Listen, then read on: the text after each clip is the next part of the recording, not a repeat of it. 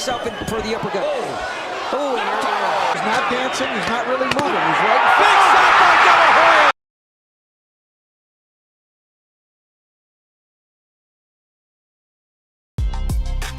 Hoya. On June 7, 2003, the third fight between Arturo Gatti and Mickey Ward took place in the same place as the second one, at Boardwalk Hall, Atlantic City.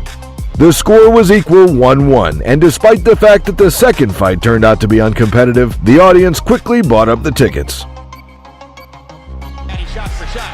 He waits for Arturo to stop punching and then tries to land his own. The final fight was crammed full of drama, and, like the first fight, it began with Gatti boxing and moving his toes before Ward dragged his perfect dance partner into a slugfest.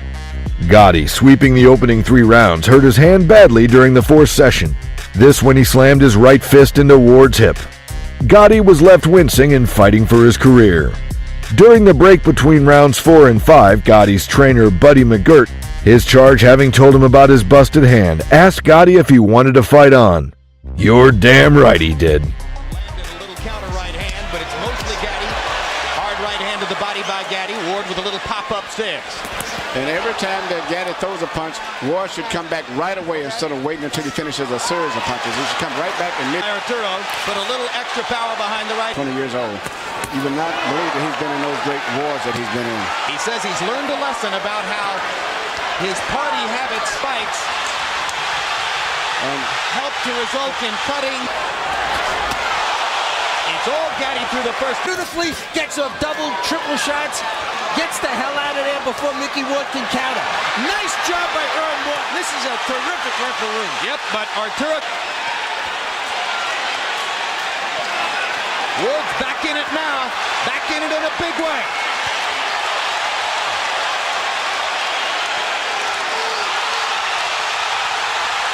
Five straight left hooks by Mickey Ward.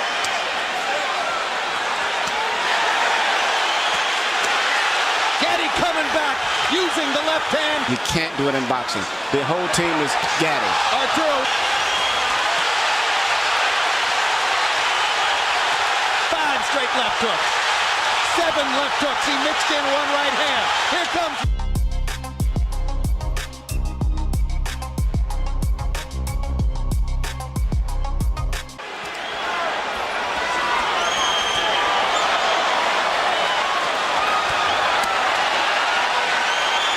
The next day, there's a cut on the left eye now of Ward. Left. No, it's not really turning all over powerful all the way. Incidentally, Ward has Al Gavin, one of the. Mickey Ward lands a solid straight right. Gatti with a huge left hook. Ward with a left hook. Basically, particularly early in his career, even though he still does it a lot.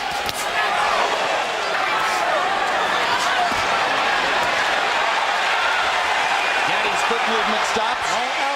Left eye again. Gatti with a brave right hand onto Ward's chin.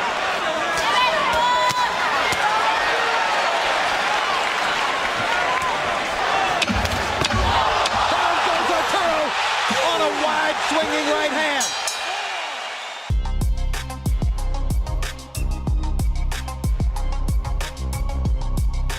And so the war raged on. Ward, cut above his left eye, decked Gatti with a right hand in round 6, and the fight was now won. Either man may win. The final 3 rounds were sizzling, with both men trading in a firefight that had the attending fans in a state of fever. This is how it had to end, with Gatti and Ward slugging it out to the final bell. And then, after embracing, the 2 gladiators waited for the decision of the 3 judges. It was perhaps surprisingly wide on one card, as well as quite wide on the other 2 cards. 97-92, 96-93, 96-93, all for Gatti.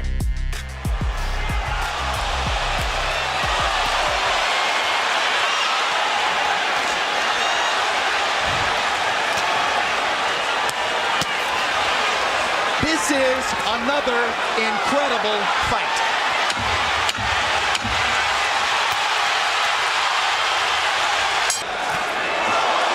Right hand lands flush again. The great toughness and resilience of these 2 fighters qualities that are every bit as rare as great boxing ability.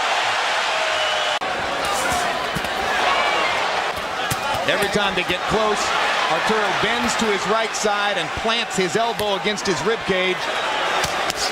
Have it come to the 10th. Okay, Jim. 7 rounds to 2. 87, 83. Arturo Gatti. Jim, I gotta tell you, he hits him and he moves. Mickey Ward, the older fighter, can't catch him. Arturo Gatti dominating with his effective aggressiveness and his clean punching. And the corner of...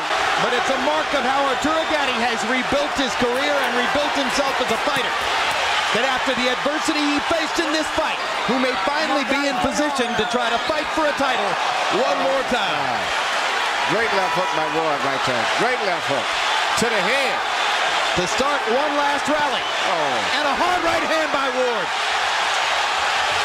Mickey Ward's going to unload the kitchen. Find out everything he's got left. Gatti's about to go down. And they rise again in Boardwalk Park.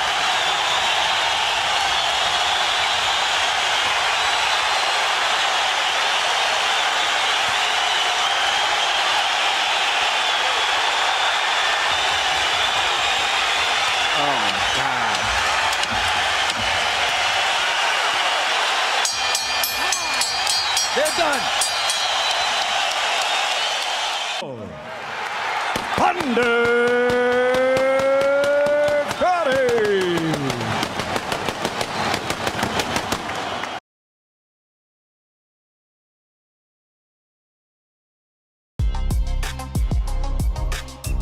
On May 14th, 2022, at Dignity Health Sports Park Carson, Jermell Charlo faced Brian Castano in revenge for the undisputed crown in the super welterweight. 10 months earlier, their first fight had been a draw, although many believe that Castano won, so the rematch was awaited with great interest.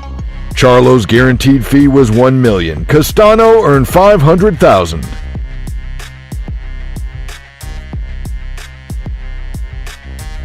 Charlo immediately showed some key adjustments to the July 2021 clash with Castano, pumping out a steady diet of jabs and being far less content to stay with his back to the ropes as Castano bulled forward. Castano would eventually start to find success with his forward movement, landing good right hands in an attempt to shut down Charlo's jab. As Castano found more success, Charlo responded with some heavy left hook counters and the action ramped up dramatically, with both men landing brutal power shots. It's proving to be that early. Yeah, he's got a better right hand than most do. Get Castano to counter and then deliver a shot. Yeah, to see Castano's left hook. He's landed the right hand. Nice right hand from Charlo. He feels a touch on the glove. He comes back with the counter punching. There's under a minute left in the second. Lead left hook, right hand by Castano. Oh, rips the left and the left uppercut of Charlo on the ropes, although it was in the second round where Charlo hurt.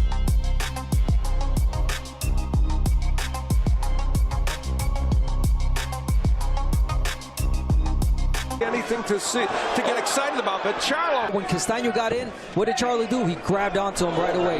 Has to be cognizant of the uppercut, stiff jab, and then the right hand of the body. So he's going, and throughout the fight in their first meeting. Now there you go. Minute and the jab, Castano with a left by Charlo. Charlo had responsible deep. 1-2 punch like he did right there. Oh, and there's a left hook by now Castano throwing 68 punches attack. For the first time, Charlo again clipped him with the right and the left, and Castano in the gap, but Charlo is landing some good shots. There's the right hand.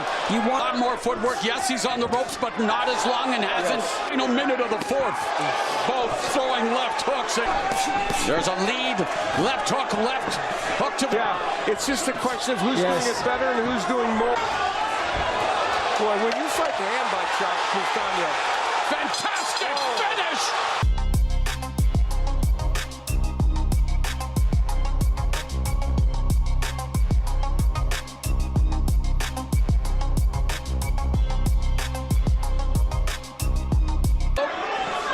And there's a counter left by Charlo. Doing some good counter work, but Charlo doesn't stop. Castano. you have two face-to-face, you know. Going to the body before going upstairs. There's a double. Yeah. Charlo's still smart, poised enough to counter it. And the goal in his output when it comes to punches, but he's landing. Over 7,000 fans here as Charlo just jolted. What a fight! Charlo. There's again the lead right by Castano. When they're in the up in the closest distance. Castano getting a lot of right hands, leaving that Left counteracts that a little bit. Charlo trying it off the ring and keep Charlo corralled. There's a jab. We mentioned the jab. You got to be effective with the jab, constant with the jab. Wagner. And there's a right uppercut by Charlo. Castano is putting together combination, but it's for all the marbles. It's to become undisputed. Right hand cut on the inside, left hook by Castano. 3 to Charlo, the next 3 to Castano. It seems like when they blow. Castano has been doing well. What would you like to see him do more of? Charlo's not throwing it as much because he's scared of getting hit with the right. Oh, he just got that left hook. Yeah, you know, he needs to make sure, as Abner said, that he talked about the jab, which wasn't blocked.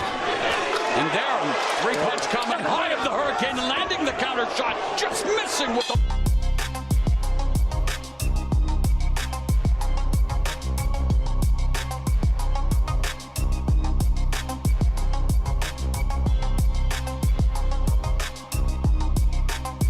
As the fight moved into the second half, Charlo's movement again took over the fight. Castano was able to let his hands go with success less frequently, and Charlo began to clearly key in on his attempt to land a fight-changing left hook. In round 10, that left hook finally came as Charlo landed a shot that led Castano to hit the canvas on a delayed knockdown. While Castano beat the count, Charlo stormed forward with a fight-finishing flurry, ending on an uppercut and a left hook to the body. Jermell Charlo becomes the first undisputed men's champion at 154 pounds in the four-belt era. You want to keep throwing. If you're Castano, you want to keep it going. The rematch. There, those punches are framed in what rounds? Castano fighting patient has to up all 3. The final rounds on the judges. Charlo is a good finisher in 12-round fights. His scorecard suggests Castano. We're talking about the defensive side from Charlo. Combination by Castano. From him. Using the whole. Castano normally is good at cutting the ring off. Hasn't been able to do that as well. Castano running around, and that's put no. Right hand from Castano. Nice. There it is. You put yourself in for the uppercut. Oh. The first fight, Charlo has Castano hard in the unlike the first fight, Charlo.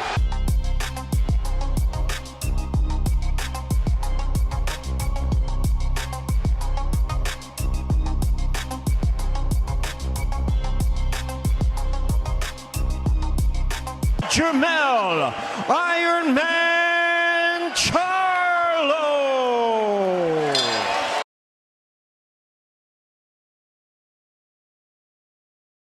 On July 18, 1997, at Thomas & Mack Center, Las Vegas, took place the unification fight in the first bantamweight division. WBO champion Johnny Tapia faced IBF champion Danny Romero. They were both from Albuquerque, New Mexico, and both had Mexican roots. They grew up in the same area and met when Tapia was 14 years old and Romero was 7. It was Danny Romero Sr. who was Johnny's coach in those years. In the early 1990s, Tapia struggled with drug addiction, and only thanks to his girlfriend Teresa, who would later become his wife and manager, he was able to cope and return to the ring a few years later. But before the fight, the Romero family called Johnny a drug addict and a bandit through the press. This became a big and unpleasant surprise for Tapia. Romero was a puncher with a record of 30 wins, 27 by knockout, and was considered the favorite in this fight. Neither man has gone to the ring. Johnny Tapia. Best combination of this round for Romero. Tapia again digging the left. Landing more power punches than Danny Romero, and you can world welterweight champion Oscar De La Hoya. Almost as though he has a reach advantage in there. The tail of the tape doesn't so sexily in the second round. Now starting to initiate some of these exchanges.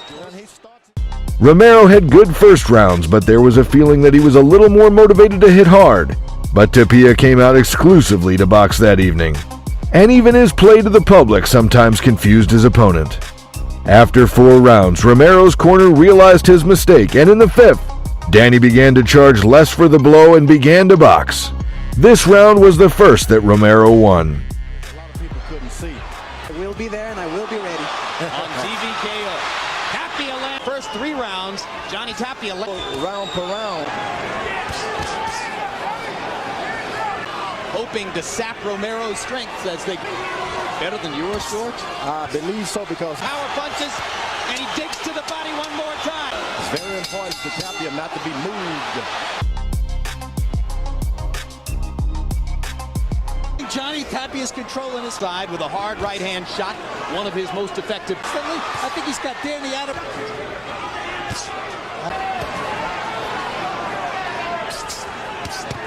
To get away from another looping right. Tapia comes back to the in the middle there. Those punches well. Doesn't want to take too many. His right hand, but making himself available. Ottoman scorecard through thrusts by Tapia. Good counter right hand again by Romero. In combination, Tapia trying to come back, hoping to reestablish. Romero landing more and more power shots like that. Romero is trying his best to make Tapia get on the... Another... Be able to change his strategy in mid-fight, which was... Tapia on power shots in the 6th, and he's still... Believe me, in a way, it was a knockdown. As Romero lands, said, "You are right, Danny." And hopes that that can help him reach him. And flow. Shifting tides of fortune in Las Vegas. Come back against that now. This round, as he... Tapia dropping his hands a little bit. Taking Tapia out of his game. Shots like that. Judges at ringside are from Kent, Washington. Romero is thinking, coming in and now. He's cut the space between him and Tapia. Tapia not starting off with the jab. The body by Romero. Tapia comes inside. Wants to go back to the left hook. The 7th and 8th rounds turned out to be very competitive. And in general, no one had an obvious advantage in the battle. In the last 4 rounds, the pace was higher than even at the beginning of the fight, and it turned out that in such a frantic rhythm, the 30-year-old Tapia felt better than the 23-year-old Romero. In the final round, Tapia was simply enjoying himself. That night, Tapia became the world champion in 2 versions. The audience in the hall was delighted with the fight and the result. You got a stiff jab, you can do anything you want. Straight right hand landed for Romero. Hard right hand. Tapia commanding the space in the ring and trying to regain his command over the space in the ring. Tremendously conditioned with great stamina so far. A beautiful boxing match, but I wonder if it will... Oh, man. Hard left hook to the body by... Start getting close and not having to throw it energy, you got things in hand. It's a round and a half. He may need to do something dramatic. A Romero knockout late. He has twice in his career. Having to run away as beforehand, he just turning his shoulder. Now Tapia lands. Tapia leaving his hands down. And determine a winner here. Harold Letterman, your score through 11. Jim, 107. Romero off balance with that left jab. He looks to... An inconsiderable factor down. Did Purnell know that he had already lost the fight on the... In this round, if it has taken that. More than Harry pointed. And that's why the fight has gone this way. Neither one wants to go after it. But despite all the clowning, he rounds of his career. You remember, Jim, early... Albuquerque, all of them.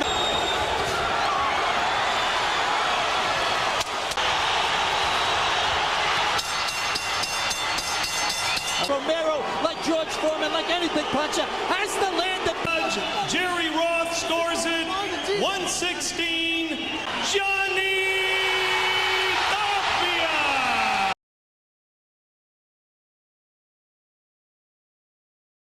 On May 6, 2006 at MGM Grand Las Vegas, Oscar De La Hoya faced Ricardo Mayorga. At the press conferences before the fight, the brawler Mayorga insulted Oscar, and it was clear that he managed to offend the Golden Boy. Taking into account the long time that Oscar wasn't in the ring, the puncher Mayorga had a real chance of success. It was clear that Mayorga wanted to anger De La Hoya and then, in the ring, take him into the brawl, where he would have his trump cards in the form of hard blows from different angles. The fight sold 935,000 pay-per-views. Oscar's fee was $20 million. Mayorga received $2.5 million. The fight almost ended in the first round when De La Hoya knocked Mayorga down with a powerful left hook less than 2 minutes into the bout. It was a stunning beginning of the fight. It was a credit to Mayorga's heart that he rose to his feet and weathered the early onslaught. But it was only a temporary reprieve. Mayorga's punching power makes him dangerous, even when he's hurt. In the third round, he connected with a right uppercut that snapped De La Hoya's head back, forcing him to retreat momentarily.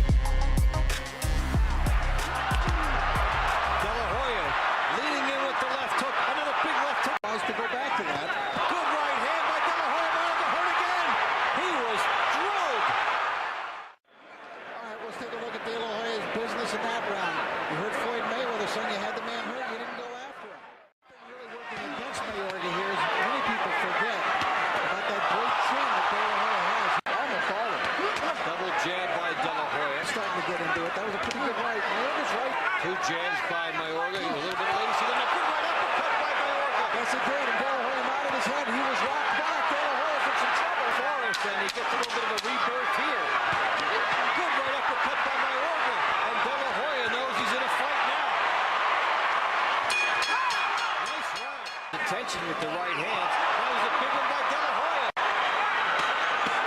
Two excellent body shots. The crowd does not want Jay Nitty to do anything to St. Oscar. The right hand from Mayorga. Good shot essentially gave away, then got surprised on the cards. Good hook by De La Hoya. Mayorga took it. De La Hoya loading up. Getting a big edge here on the inside now. That same sense is not there. He would have to do something to get back in that near KO zone. Good work here from De La Hoya. Excellent. Mayorga back with two jabs and a right hand.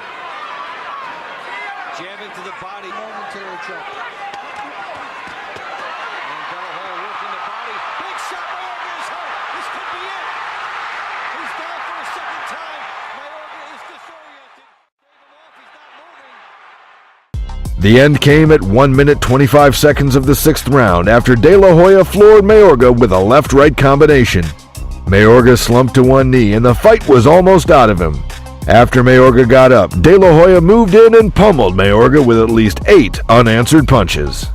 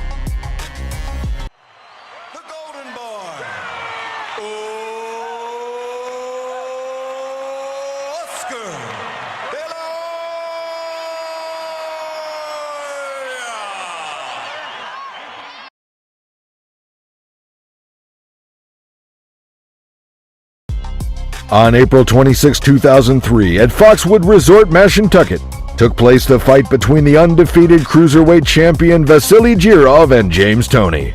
A year earlier, in the qualifying match for the right to fight for the title, James Toney knocked out Jason Robinson in the 7th round. Negotiations dragged on because the fees were not high.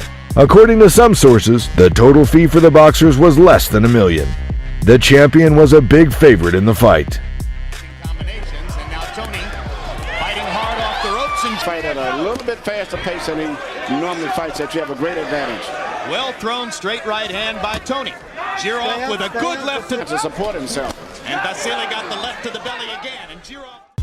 Both boxers had a style simply made to look good, look exciting, and look memorable when matched with the other man. After just 3 rounds, the two men had thrown over 400 punches between them, and yet were only a quarter of the way through the bout. Oddly, in round 5, Toney started to come forward more and lie on the ropes less. This saw both men trading from the center of the ring. And a hard left hand by Girov and a straight left to the belly drives Toney back into the ropes. Good quick. Left and a right by Girov. Another left to the body, again right on the belt line through 3. They're about equal, 51 out of 164 Girov. Toney, 54 out of 104. Thrillingly accurate. Harold. This whole battle playing off just enough for James to be effective. But a lot of fights and big fights too. Physical activity in round 4. Favors Girov. Toney Cat. That's why we expected a great fight tonight. That's right. Good combination by Girov in the center of the ring. Takes one to give one. Body shots, backings. He keeps throwing to the body.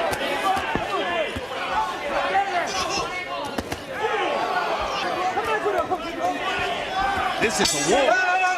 This is an all. I'm not sure how much more Girov can let his hands go in this situation. Takes a hard right hand shot. Smoker's letting them go. Leaning all over each other. Smoker's letting them fight.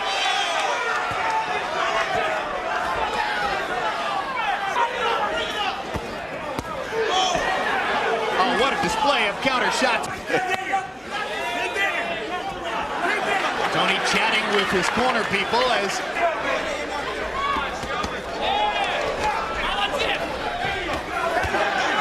solid taking shots upstairs, and stamina are going to hold up against Girov's continued effort.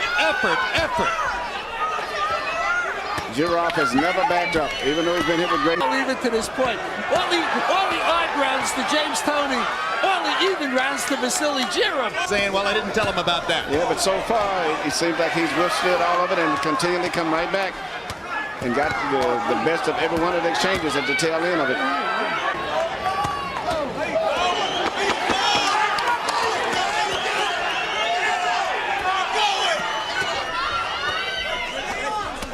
It's astonishing, Emmanuel. Girov started the second half of the fight by continuing to force the action with his high work rate, though it was still the defensive work of Toney. Round 8 was a major point in the bout as Girov was deducted a point for a low blow. Trying to get back the point that he's lost for the low blow deduction. James doesn't want to fight at this tempo. Big left hook for Toney. The 1-point deficit that would have come right back into position for Girov to bust him across the chops, and Toney goes to the body, held up into the 9th. Yep. Looks like his vision will make it through the fight.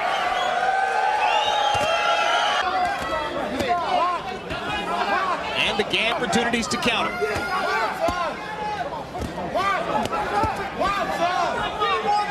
Girov just keeps beating him to the body. His elbows everywhere.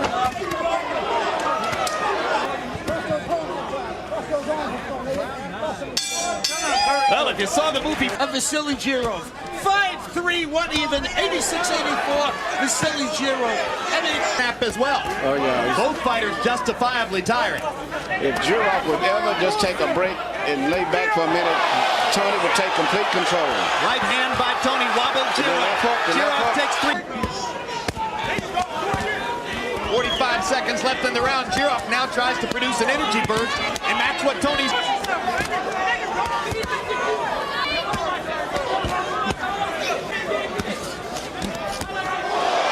That's the big left hook by Toney, and the right hand, and the bell saves Girov. The action in round 10 started in the center of the ring, and Girov appeared to be wobbled at one point before forcing Toney onto the ropes. Toney started round 11 the way he ended round 10, landing a series of crisp counters on Girov, who was standing in front of him. The final round showed what boxing was about.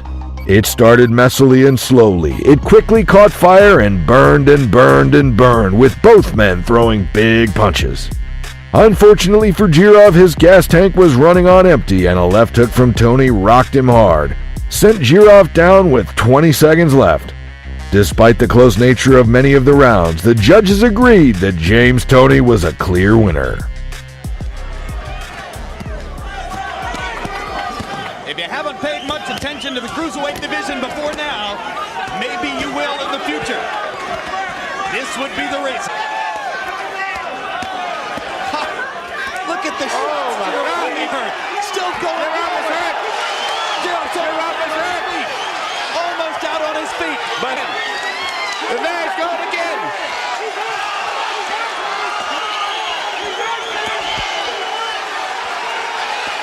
Now James' experience is coming through now.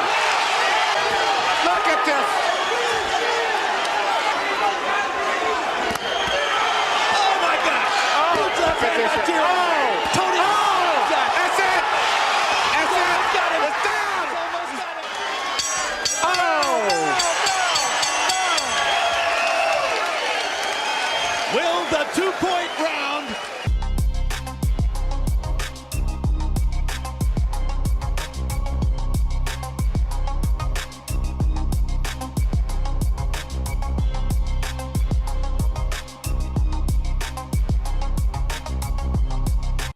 new IBF Cruiserweight Champion of the World, James Lights Out Toney.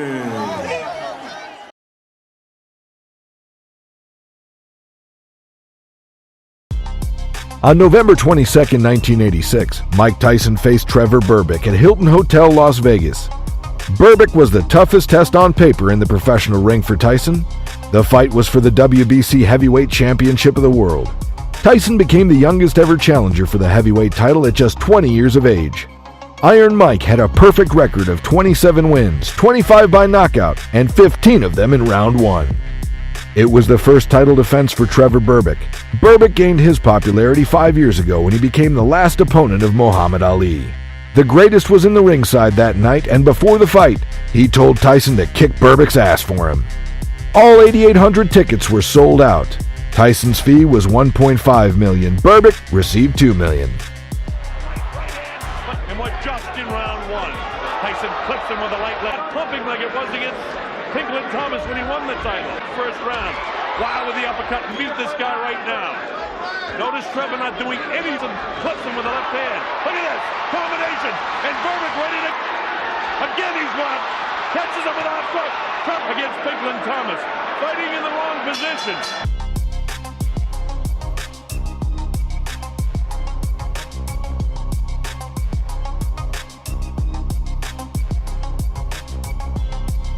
The reigning champion Trevor Berbick entered the ring in the best condition the boxing world has ever seen. Tyson started perfectly, beating Berbick in his own game on the inside. He stunned Trevor with a barrage of punches in the first round. Berbick ended the round with a snarky taunt to suggest he wasn't hurt. But Tyson's trainer, Kevin Rooney, knew it was a facade as he instructed Mike to go and finish the job as quickly as possible. In round two, a beautiful overhand right set Berbick up for the first knockdown of the fight inside 10 seconds. Trevor got up, but he was shaken. Tyson went forward, and after numerous flush power punches, it was a left hook that sent Berbick down and eventually out for the count, as he stumbled across the ring trying desperately to regain his composure. Tyson had done it. He broke Floyd Patterson's record and became the youngest heavyweight champion in history.